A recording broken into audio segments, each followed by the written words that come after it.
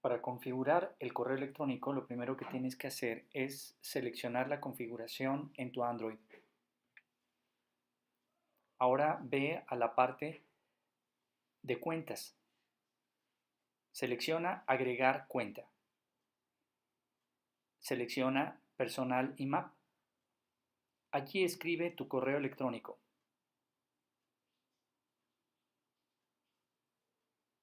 Da clic en Siguiente. Ahora escribe la contraseña. Da clic en Siguiente. En el servidor escribe imap. Y el nombre de tu dominio y dale Siguiente. Aparecerá este mensaje. Dale clic en Información detallada. En la parte de abajo, dale clic en Continuar de todos modos. Ahora ingresa smtp. Y tu nombre de dominio. Nuevamente verás este mensaje, dale clic en Información detallada y al final dale Continuar de todos modos.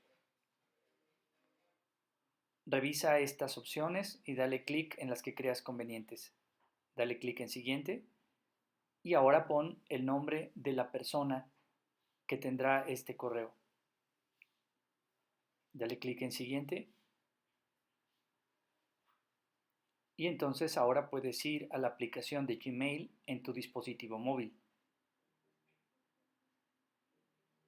Allí selecciona la nueva cuenta que acabas de crear. Listo.